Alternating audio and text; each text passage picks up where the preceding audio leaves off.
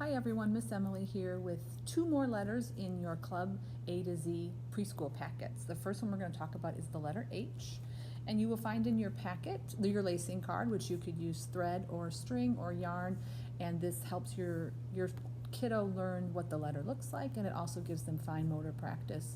Anything that involves these pinching muscles are going to be really important activities for helping them eventually transition to using a pencil or a crayon. You have your felt letter as well, and it's just something fun you could do. By now this is probably a routine that you have with your kiddos, something you can walk around and see what it sticks to. Maybe it sticks to some of the other letters that you've gotten so far. You have a stamper, and it's got the uppercase letter. Again, in story time we call them mama and baby letters. There would be the baby example of this is the letter bead that you can have. Maybe you're stringing those on a thread or a string, or maybe you're keeping them together in a container, and each time or each day, every couple days, you could take them all out and you yourself lay them out and point to each one and say its name. Nothing you need to quiz your kiddo over at this age. Again, you're just introducing the idea of the letters. It's not a test or anything like that. You also have a flashcard. H is for hedgehog, and again it's got the uppercase and lowercase. You know, you could also from the library get a book out on hedgehogs, or watch a YouTube clip about them, or learn something about them. That would be a fun way to tie in your flashcards each week, since they do have animals on them.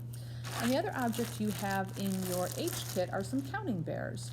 There are a variety of colors. You could practice some counting with them. You could have your kiddo sort them by colors. Sorting is one of those skills that seems rather easy and simple, but it can be rather complex. So certainly not something I would have a really strong expectation that my kiddo could do at this age, but it's something that you could show them. There's also small bears and big bears in here, so you could separate them out by size. And these could be fun to add to imaginative play. Take them outside and play with them, or make them a house out of Legos or blocks or something like that. And then the second letter is I. So you've got your tracing letter there, again for the same purpose.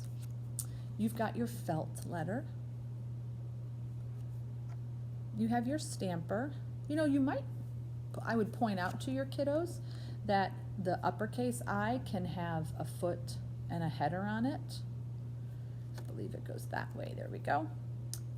And it also can just be a straight up and down line. That, again, is nothing that they have to master or be tested on. You're just drawing awareness to the letters and how they might look differently. You have your letter bead for the lowercase I. And you see they've put the dot up on top there. And then you have your flashcard with your uppercase and lowercase, and then the animal is iguana. So again, you could, if you wanted to do something else on one of these days or on this week, you could go to PetSmart or Premier Pet Supply or a local pet store if you're going out and see an iguana, or watch a video on YouTube, or read some books about some. And then for this week, you have a calculator in your kit. We're not working on adding and subtracting or multiplying or dividing numbers or anything like that. It's just a really fun way for your kiddo to see the numbers and press them in, and you might just see them just play with it like this and just have fun. I think we've all done that at points in our childhood, and that's okay. It's just an object that they can become familiar with, and a way to practice numeracy and identifying their numbers and things like that. So again, those are your two kits for this time, letter H and letter I, and we'll see you next week. Thanks. Bye.